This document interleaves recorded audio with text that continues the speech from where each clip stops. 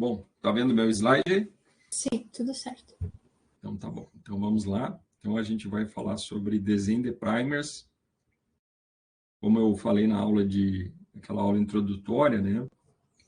A gente viu que a PCR, independente, né, do método de sequenciamento, ela ainda continua, né, a amplificação, ela ainda continua sendo muito importante. E a amplificação, ela envolve desenho de primers, né? Então a gente vai falar, né, dos conceitos básicos para desenhar os primers, né? Por mais que hoje nós tenhamos muitos softwares para fazer o desenho automático de primers, é importante a gente conhecer quais são as características de um primer ideal para poder interferir, né, por exemplo, numa reação caso, né, um ensaio não esteja funcionando, por exemplo. Os problemas podem estar nos primers que foram desenhados ou que, na maioria das vezes, né, as pessoas acabam pegando esses primers de um artigo e não verificam, né, a qualidade deles, por exemplo. Bom, o objetivo, então, é demonstrar as principais finalidades para o desenho de primers, apresentar as características de um par de primer ideal e dar um exemplo de um software que é livre, né, para desenho de primers, embora hoje, né, cada vez mais a gente tem muitas opções. Bom, na sua definição, os primers é uma sequência de ácido nucleico curta, né, que serve, então, para o início, né, da síntese de DNA. E por que isso é importante? Porque a polimerase, ela só anela em fita dupla, né? Então, baseado nesse conceito, se viu, né, que eu poderia, então, usar sondas ou primers para hibridizar numa determinada região do genoma. E depois se viu que eu poderia, então, amplificar um determinado fragmento usando um par de primer, né? E por que a polimerase ela precisa de uma fita dupla? Primeiro, para dar estabilidade, fidelidade, né? Ela tem que se ancorar. Então, se ela fosse se ancorar numa fita simples, seria mais complicado. Então, para aumentar essa fidelidade, ela tem que se escorar numa fita dupla. Segundo, por causa da questão da complementariedade das bases, né? Se a polimerase ela vai fazer a cópia, né, a partir de uma fita, ela precisa, né, para gerar uma nova fita, e isso está relacionado à complementariedade. Então, por isso também que ela precisa de uma pontinha de fita dupla para começar esse processo, né? Então, isso é uma característica muito importante.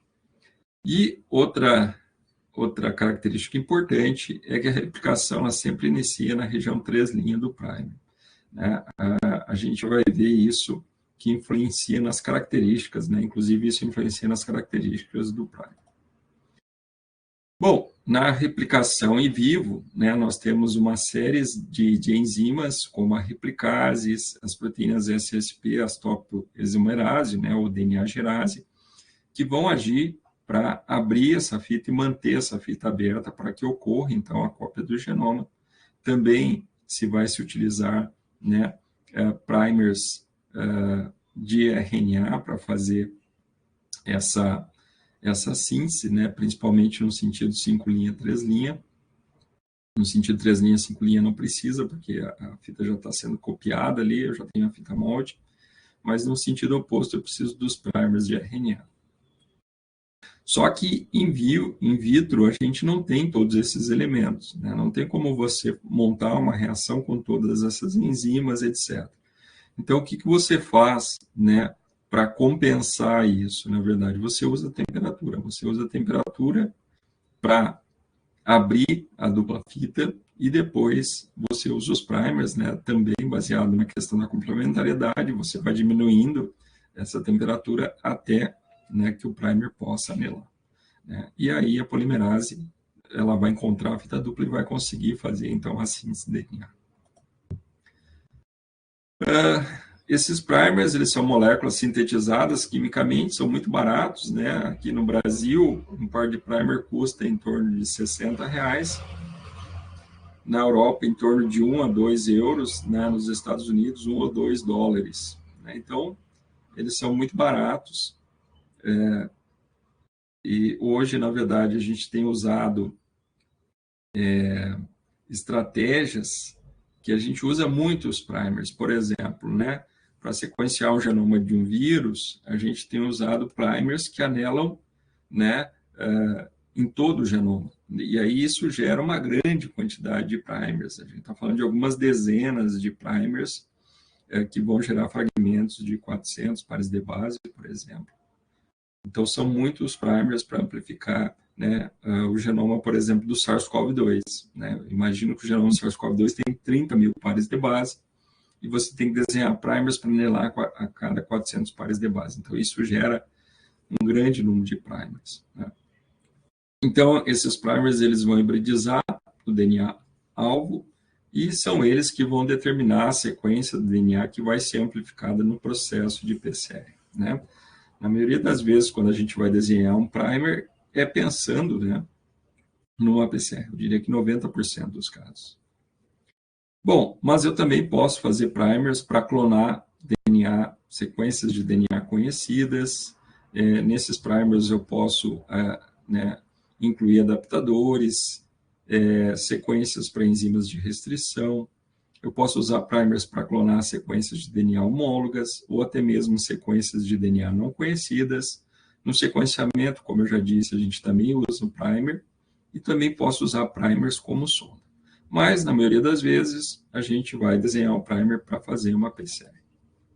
Então, vamos ver, né, aqui como é que a gente usa um primer para, né, amplificar uma determinada região do genoma. Né? Então, aqui a gente tem o genoma do circovírus suíno, é um genoma, um dos menores genomas virais conhecidos, né? Ele tem 1.776 pares de base, ele codifica duas ORFs, né?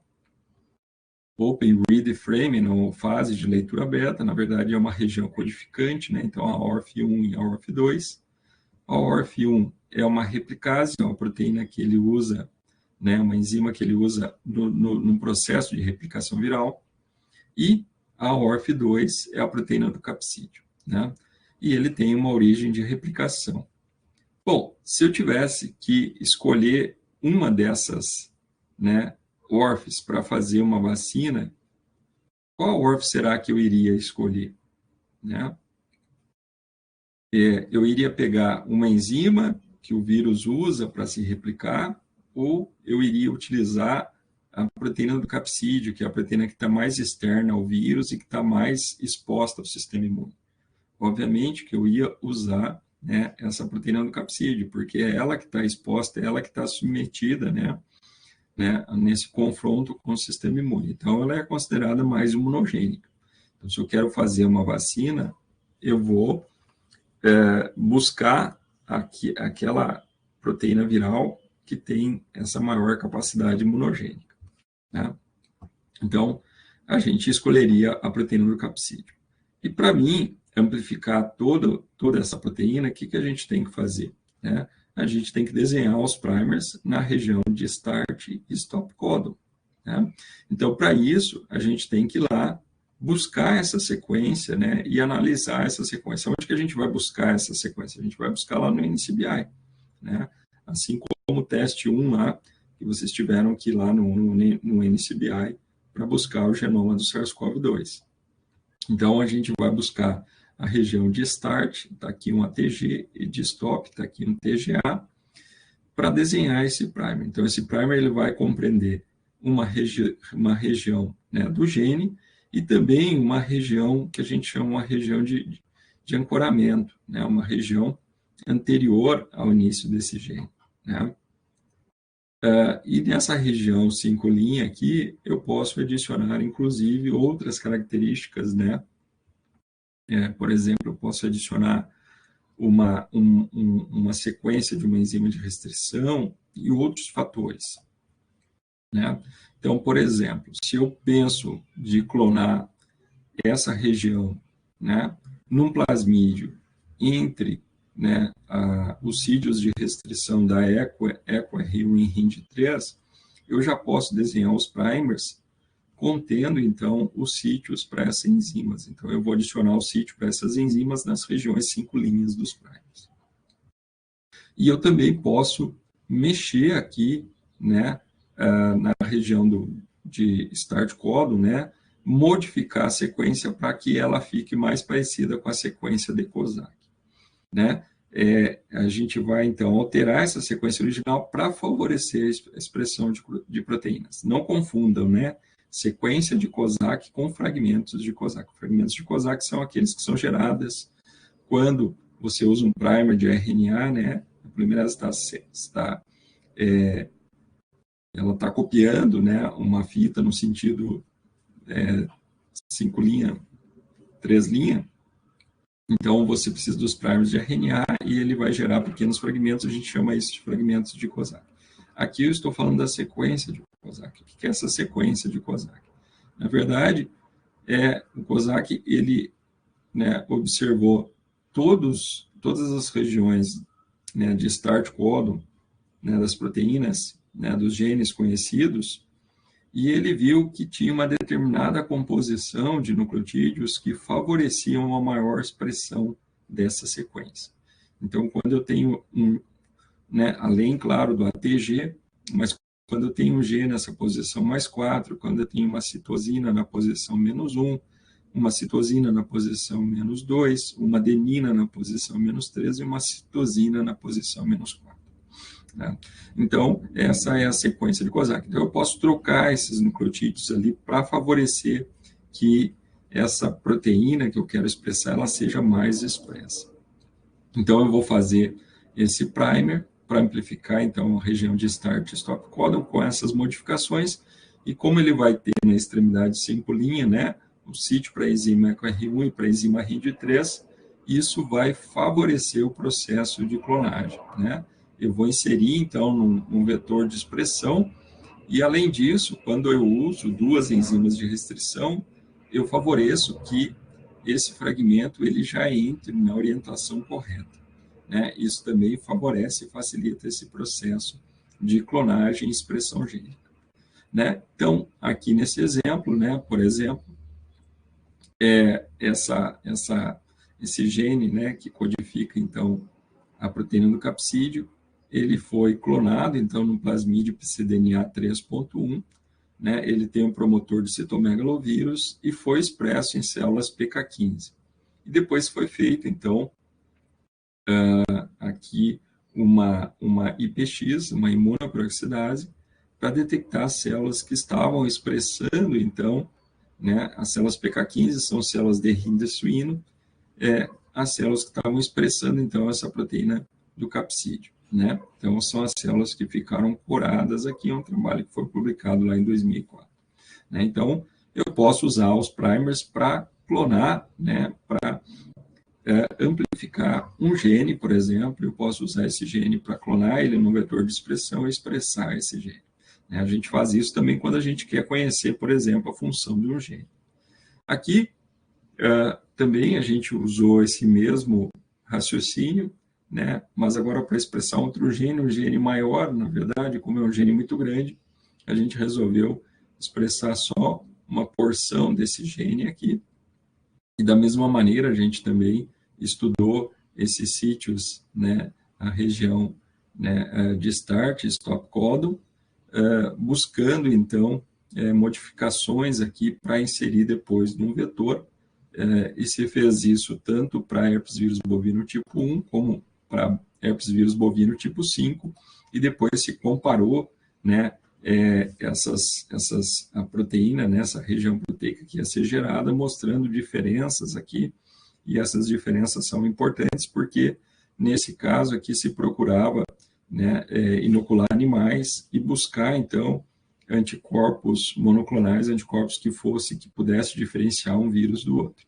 Então, como há uma diferença, né, na composição de aminoácidos da proteína, potencialmente poderia, né, dar origem, né, a anticorpos que permitisse, então, a diferenciação entre esses dois vírus.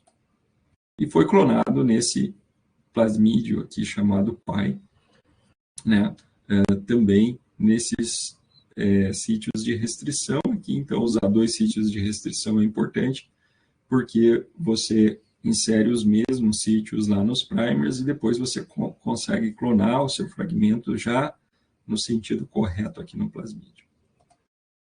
Bom, Uma outra ocasião que eu posso usar primers é quando eu quero clonar ou amplificar, né, uma região de DNA homóloga, né? Então, veja só esse caso aqui. Então, apareceram em guias doentes, a gente pode ver um edema aqui nessa região da enguia, né? Então, há um processo inflamatório aqui, quando a gente compara, né, com uma enguia saudável. E quando se pegou, se macerou esse tecido e se fez uma microscopia eletrônica, se viu, então, partículas de herpes vírus, né, nesse tecido. Mas até então não se conhecia herpes vírus de enguia. Então, como é que eu poderia comprovar que de fato eram herpes vírus, né? Então, o que se fez? Então, se conhecia o herpes vírus humano. Então, se pegou, então, as regiões, né, que codificam as polimerases de cada um dos herpes vírus humano, se alinhou essas regiões, buscando, então, regiões que fossem conservadas para desenhar primers, naqueles pontos onde havia nucleotídeos modificados, se usou, então, nucleotídeos degenerados, né? Então, determinado ponto podia ser uma adenina ou guanina nesse alinhamento, se usou uma base R, por exemplo, né? Então, usando, então, né, se foi buscar, então, essa região que, em termos de aminoácido, era conservada, e quando se olhou, então, para essa sequência de nucleotídeos, se viu que tinha pequenas diferenças entre as sequências dos diferentes herpes vírus e se adicionou, então, essas bases degeneradas para conseguir amplificar, então, né, essa região do genoma de herpes vírus dengue, né? Então, baseado na DNA polimerase. E conseguiu, e se sequenciou, e foi descoberto, então, um vírus que foi chamado de Ankyloid herpes vírus, né? Então, a partir da sequência, né, dos genomas de herpes vírus humano, da polimerase, que é uma enzima, né, é uma proteína, né, conservada entre os diferentes herpes vírus, se desenhou primers usando bases degeneradas para poder amplificar e se conseguiu, então, identificar um novo vírus. Esse trabalho foi publicado em 2005. Bom, eu também posso usar primers para clonar, né, ou amplificar sequências de DNA não conhecidas. Aí, geralmente, a gente vai trabalhar com primers randômicos, que são primers que contêm um conjunto, né, de nucleotídeos que podem anelar em diferentes bases. E eu posso, né, junto com esse primer, usar, por exemplo, uma polimerase chamada Fi29, que ela faz uma amplificação de círculo rolante, e isso permite, né, a amplificação, né, de vírus, por exemplo, que tem genomas circulares. A gente já descobriu alguns vírus novos usando, então, essa metodologia. Então, não necessariamente eu preciso conhecer essa sequência. Obviamente que essa sequência amplificada, ela vai ser clonada no plasmídio para depois ser sequenciada. E falando em sequenciamento, né, no sequenciamento também a gente precisa de primers, né? Uma grande diferença é que quando eu vou sequenciar, eu uso somente um primer, né? Então, essa é uma diferença muito importante no método de sequenciamento. Então, no método de sequenciamento, eu não uso par de primer. Então, geralmente, eu pego aquele produto que eu quero sequenciar, eu purifico ele, e eu adiciono, né, geralmente a gente faz em duplicata, e eu vou fazer um sequenciamento com primer forward e outro sequenciamento com primer reverso, né? E depois de sequenciado, eu vou gerar, então, um eletroferograma e vou analisar esse eletroferograma. E também eu posso usar primers para fazer sondas, né? Olha só que interessante esse experimento aqui. Então, nesse trabalho aqui, eles queriam detectar no leite, né, bactérias que causam mastite, né? E para isso, então, eles desenvolveram um biochip e adicionaram nesse biochip aqui primers para as principais bactérias que causam, então, que estão relacionadas, né, com a mastite, né? Então, Staphylococcus aureus, Streptococcus, Corynebacterium, Mycoplasma e, claro, um primer controle aqui baseado no genoma de Bos taurus, né? e também uma reação, né, usando aqui a biotina vidina para ela ser revelada.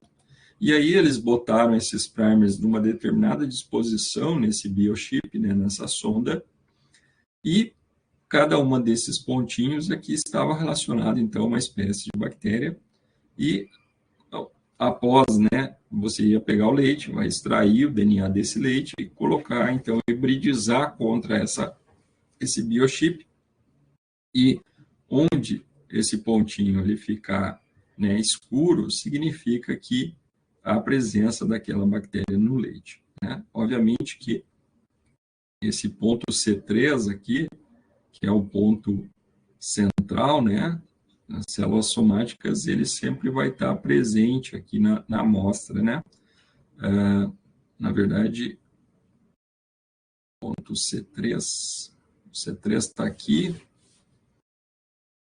Sim, aqui o controle positivo, A1, A5, E1 e então A1, A5, a gente pode ver que E1 e E5. Esses 4 pontos aqui, eles estavam sempre sendo amplificados, né? E conforme, né, a bactéria que estava presente, se aparecia determinado spot. Então, essa é uma maneira também de usar primers, né, para uma questão prática. Nós temos primers famosos, como, por exemplo, os primers M13, né? Todo plasmídio, ele tem uma sequência lá que hibridiza com primers M13. Então, quando a gente vai sequenciar um gene que está clonado no plasmídio, geralmente a gente usa esses primers M13, que eles estão, a sequência dele está um pouquinho anterior onde começa, né, um inserto que você quer sequenciar. E a gente envia, então, esses primers para o sequenciamento.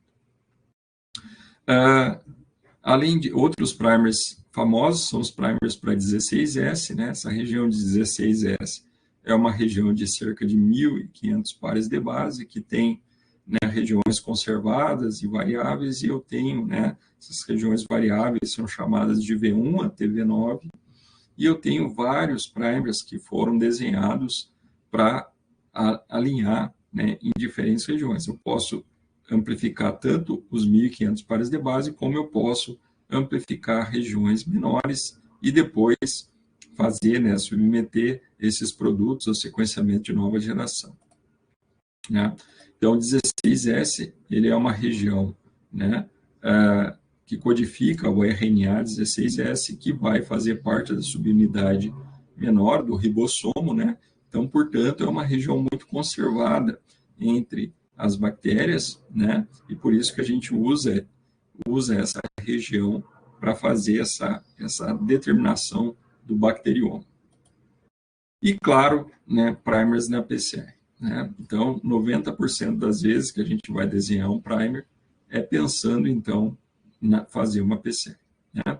Então, na PCR, na reação em cadeia da polimerase, eu vou precisar de um DNA molde, eu vou precisar da enzima e das condições necessárias, né, para a enzima funcionar, então eu adiciono o tampão da enzima, eu vou precisar da matéria-prima, que são os nucleotídeos, né, adenina, guanina, citosina e timina, e claro, eu vou precisar dos primers, porque como a gente já viu, a DNA polimerase só funciona, né, só ela consegue se ligar ao DNA se tiver a fita dupla, né? E os primers, eles vão ser essenciais nesse processo. É eles que vão determinar a temperatura de anelamento, é eles que vão determinar o tamanho do fragmento, né? Toda enzima, ela precisa de um cofator, aqui no caso, se usa o cloreto de magnésio como cofator para a enzima. E outros reagentes que podem entrar na reação, como o DMSO, glicerol. Como eu mencionei lá atrás, né, em vivo, a gente tem várias enzimas, né, como a DNA-girase, a helicase, né, abrindo o DNA, aqui a gente vai usar a temperatura. Então, a gente vai ter 3 escalas de temperatura, uma mais elevada, acima de 90, 95 graus, para fazer a desnaturação. E à medida que essa temperatura vai abaixando, né, os primers vão ter condições de anelar, e uma vez que eles anelem, essa temperatura ela vai ser aumentada de novo, para que a polimerase possa fazer, então, a extensão, a cópia desse genoma. Esse processo vai se repetir inúmeras vezes, né? E os primers, eles são fundamentais nesse processo, né? porque, como eu disse, são eles que vão determinar essa temperatura de anelamento, porque ela vai estar baseada nessa composição, né, de nucleotídeos dos primers. E são eles também que vão determinar o tempo de extensão, porque esse tempo de extensão está relacionado com o tamanho do produto. E o tamanho do produto está relacionado com o par de primer que eu desenhei para amplificar um produto. Então, se eu quero um produto, se eu tenho um produto, né, desejado de 500 pares de base, e eu sei que a processividade da TAC polimerase é de 1000 pares de base por minuto, então eu posso fazer um tempo de extensão de apenas 30 segundos, que vai ser o tempo suficiente para amplificar, então, esses 500 pares de base. Outras temperaturas são padrões. Por exemplo, a temperatura de desnaturação ela sempre vai ser 94, 95 graus. A temperatura de extensão está relacionada com a TAC que a gente vai estar usando. A maioria delas trabalham a 72 graus, algumas trabalham a 68 graus, mas é uma temperatura padrão. Então, geralmente o que a gente mexe numa PCR é nessa temperatura de anelamento e nesse tempo de extensão. E isso está relacionado com os primers, né? E o que é essa temperatura de anelamento, né? Ela está relacionada com a temperatura de melting, né? Que melting, na tradução, seria algo como derretimento, né? Mas né, na verdade, a temperatura que permite que se haja, né, o rompimento das ligações de hidrogênio e as fitas separem, né? Então, ela está relacionada com a composição de bases, né, guanina-citosina. Então, quanto maior essa concentração de bases guanina-citosina no genoma, mais difícil ou maior vai ter que ser essa temperatura para mim poder fazer essa abertura. Por outro lado, se for um genoma rico em AT, né, essa temperatura vai ser mais baixa para fazer esse processo de desnaturação, tá? Então, essa temperatura de melt é muito importante que a gente analise essa temperatura. E ela vai estar relacionada também com as características da sequência-alvo, né? Então, por exemplo, se eu tiver um genoma no qual o conteúdo de GC é muito alto, como é o caso dos herpes vírus bovino, eu vou precisar de uma temperatura, né, de uma TM mais alta, né? Diferente, por exemplo, né, se eu estiver trabalhando com polioma vírus, o genoma também do Staphylococcus aureus, por exemplo, tem um alto conteúdo de bases adenina-timina, né? Então, eu vou precisar de uma temperatura mais baixa. Bom, os desenhos dos primers, então, eles têm algumas características que a gente tem que obedecer. Primeiro, que eles têm que ser complementares à sequencial. Por isso que a gente vai determinar um tamanho mínimo ali, que geralmente é de 18 pares de base, para que a gente consiga ter uma composição que seja fidedigna àquela região alvo. Segundo, ele vai ter um tamanho entre 18, né, geralmente não mais que 25 pares de base. O ideal é que ele tenha 50% de GC, mas isso está relacionado com as características da sequência alvo. E é muito importante que a temperatura do primer forward seja semelhante à temperatura do primer reverso. Então, quando a gente olha para essas características desejáveis ou ideais de um primer e a gente vai consultar a literatura, a gente observa que muitos autores, quando desenharam os primers, não olharam para essas condições aqui, né?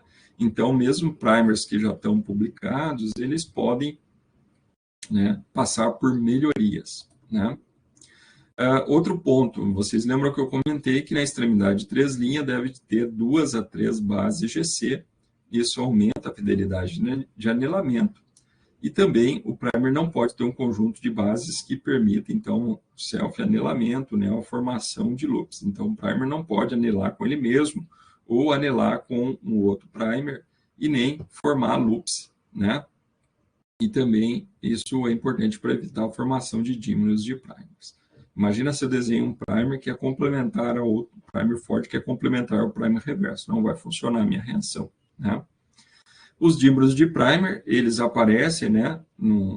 Eu costumo dizer que após a eletroforese, né, um gel de agarose, ele sempre fala, ele é um dos grandes fofoqueiros lá do laboratório, né? Porque se a gente fez alguma coisa errada, vai aparecer aqui após a eletroforese. Desde que a reação pode não funcionar, como o aparecimento de bandas espúrias, ou nesse caso aqui eu tinha dímeros de primers. Então, isso significa que eu posso diminuir a concentração de primers. Eu estou usando muito primers e boa parte desses primers estão sendo jogados fora. Outras observações, né? Se eu estiver usando uma temperatura de anelamento muito baixa, isso pode interferir no anelamento e pode gerar bandas inespecíficas. E se essa temperatura for muito alta, né? Vocês lembram lá que eu comentei que a temperatura de extensão da taquipolimerase geralmente é 72 graus. Então, se eu tiver uma temperatura de anelamento muito alta, eu vou ter uma reação com só 2 etapas, né? Porque essa temperatura de anelamento ela vai estar próxima dessa temperatura de extensão, e isso pode interferir nesse processo, né? Para desenhar primers, a gente vai usar um software chamado LIGO Explorer. Eu compartilhei ele com vocês, vocês podem baixar ele, instalar ele. É um software bem fácil de usar, ele é gratuito, né? Ele é levinho também, ele tem em torno de 5 MB. E quando a gente abre ele, o que a gente vê é a sequência de nucleotídeos e esse gráfico mostrando, então, a composição de bases adenina e timina, né? Então, onde eu tenho mais GC, esse conteúdo de bases nessa temperatura é mais alta, né? Onde eu tenho conteúdo de bases adenina e timina maior, esse conteúdo é mais baixo. Então, ele permite que eu caminhe pela sequência para achar, então, né, um primer com as características ideais, né? E depois que eu desenho esse primer, eu posso, né, quando a gente instala esse programa, ele gera 2 arquivos, né, 2 programas, na verdade, o Oligo Explorer, que a gente vai desenhar o primer, e o Oligo Analyzer, que é um programa que eu posso enviar, usando essas setinhas aqui, os meus primers depois de desenhados, para o Oligo Analyzer, e aqui é mais fácil de eu comparar, por exemplo, a temperatura entre os primers. A gente sempre vai se basear na TM, né, na presença de sal, porque a reação sempre vai acontecer na presença de sal, né, o sal que está presente lá no tampão da enzima, né? E, como eu falei, a TM do primer Ford tem que ser igual à TM do primer reverso. Isso facilita o processo de padronização da reação. E eu não posso ter, então, né, a formação de self-annealing, que é o primer anelar, uma região do primer anelar com ele mesmo, ou formação de loops, né? E aonde que eu vou buscar essa sequência-alvo? Bom, essa sequência-alvo eu vou buscar lá no GBank. Então, eu vou acessar lá o GBank, vou, por exemplo, buscar, eu vou digitar lá em inglês, né, o nome da sequência, que está baseado na espécie que eu quero buscar. É importante também saber, né, conhecer qual que é, né, uma região conservada. Então, por exemplo, aqui eu queria, né, desenhar primers para o gene que codifica a glicoproteína B de herpes vírus. Por que eu estava mirando nessa glicoproteína B? Porque eu sei que a glicoproteína B é que faz a ligação do vírus com o receptor celular, portanto, é um gene bastante conservado entre os herpes vírus. Então, por isso que eu busquei esse gene. Professor, onde que a gente vai buscar essa informação? Na literatura.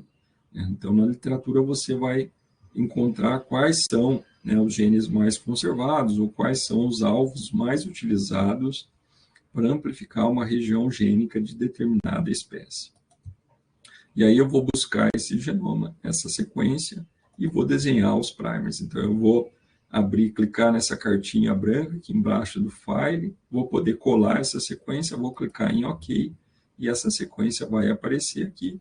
Eu vou caminhar com o botão, né, esquerdo do mouse para determinar a posição do primer Ford, e depois eu vou fixar ele com essa setinha e vou caminhar com o botão direito do mouse para determinar o primer reverso e vou fixar ele com essa setinha aqui. Eu posso fixar ambos os primers e depois eu vou jogar ele para o Oligo Analyzer. Vou fazer então isso com o primer. Vou desenhar primeiro o primer Ford, que ele chama aqui de upper primer, e depois eu vou clicar aqui na caixinha do lower primer para desenhar o lower primer e vou analisar então, né, as condições de cada um desses primers, vou comparar a temperatura de anelamento desses primers. Como eu falei, eles têm que ter a mesma temperatura de anelamento, né, o mesmo conteúdo de GC, para facilitar o processo de padronização da reação. tem que evitar a formação de dímeros, então ela pode acontecer, mas esse valor aqui não pode ser maior que 10 menos 10 quilocaloria por mol. Quanto maior esse valor aqui, maior a temperatura para quebrar essa formação de dímeros, e isso pode interferir no anelamento dos primers. Ah, professor, desenhar primer é muito complicado, é mais fácil eu abrir um artigo e pegar os primers da literatura. Tudo bem, você pode fazer isso, não tem problema, né? Mas o que eu sugiro é que, ao fazer isso, sempre verifique se o autor, né, se ele olhou, por exemplo, para as condições ideais de um primer. Por exemplo, aqui, a gente pode perceber uma diferença de 3 graus centígrados, né, entre a temperatura de anelamento de um primer para o outro. Então, isso pode interferir nesse processo. Então, eu posso diminuir, por exemplo, o tamanho, ou modificar a composição de bases desse primer A1 para que a TM dos primers fique mais próxima, né? Então, eu também posso usar, né, o oligoanalyzer para verificar isso e verificar também a formação de dímeros, né? E depois que eu desenhei o primer, se eu quero saber, né, se o primer está funcionando ou não, como é que a gente faz? A gente faz um blast do primer. Então, lá no NCBI, ele tem uma ferramenta chamada blast, que é um alinhamento local, que ele permite que essa sequência que eu desenhei aqui, né, essa sequência do primer, que eu compare ela com todo o banco de dados, né? Então, eu vou comparar essa sequência, e claro que se eu estou desenhando um primer para herpes vírus bovino tipo 2, eu quero que esse primer anele com herpes vírus bovino tipo 2. Então, é esse tipo de resposta que eu tenho que ter quando eu estou desenhando um primer. E enquanto mais sequências, né, quanto maior o número de sequências que esse primer anelar, melhor, né? E eu vou fazer isso para o primer forward e para o primer reverso, né? E depois eu posso também usar essa informação do DMank para determinar, inclusive, o tamanho do produto que está sendo amplificado, né? Então, aqui, se eu pegar a região que o primer forward está anelando e que o primer reverso está anelando, e se eu subtrair esses números, eu consigo determinar o tamanho do meu fragmento, que nesse caso aqui era de 608 pares de base, né? E depois eu vou ter, então, um produto gerado, né, por esse par de primer. Bom, considerações finais. O desenho dos primers, né, com as características ideais, ele reflete menos tempo de patronização de PCR. Cada nucleotídeo diferente dá uma perda de sensibilidade aproximadamente 10 vezes, e isso pode influenciar na sensibilidade da PCR. Se a gente está falando de diagnóstico, isso pode ser muito importante, mas tudo vai depender da finalidade. Se a finalidade é diagnóstico, a sensibilidade é importante. Se a finalidade é amplificar um gene específico, e aí eu vou ter que mirar nas regiões de start e stop codon, pensando então na expressão clonagem, então essa característica de um primer ideal, ela pode ser, então, a gente pode passar por cima dela, né? Conhecer a sequência alvo e o tamanho do produto é fundamental para auxiliar no processo de amplificação de um gene. É muito comum que as pessoas que estejam trabalhando, né, com PCR, querem amplificar um fragmento, quando você pergunta para ela, né, eu sempre faço 2 perguntas, né, qual que é o tamanho do produto e qual que é a região alvo, né, onde esses primers estão anelando, e muitas vezes eu não tenho resposta para, né, essas perguntas. Então, a pessoa precisa estudar a sequência que ela quer amplificar para entender o que ela está fazendo. Aqui as referências, e vamos praticar. Então, o que a gente vai fazer? A gente vai acessar lá o banco de dados, né, NCBI, vai alterar para nucleotide, vai buscar uma sequência alvo, eu coloquei uma sugestão, vai alterar para o formato FASTA, vai copiar essa sequência, vai abrir o Oligo Explorer, vai colar essa sequência lá, vai desenhar os primers forward e reverso, abrir o Oligo Analyze, checar esses primers, depois fazer o blast desses primers e determinar o tamanho do produto. Tá certo? Então, essa foi a aula de hoje. Vamos retornar aqui. Paula, ficou, né, alguma dúvida em relação ao desenho de primers? Professor, eu desenho aqui para as nossas atividades, mas eu confesso que eu uso outros programas, assim, não tenho tudo num só, igual esse que o senhor mostrou. Por exemplo, eu uso o Primer 3 Plus, aí depois eu tenho que olhar outro para temperatura, enfim. Mas vou fazendo por outro caminho, mas também consigo desenhar. Mas eu Tá vou bem? tentar também por esse programa, pareceu interessante.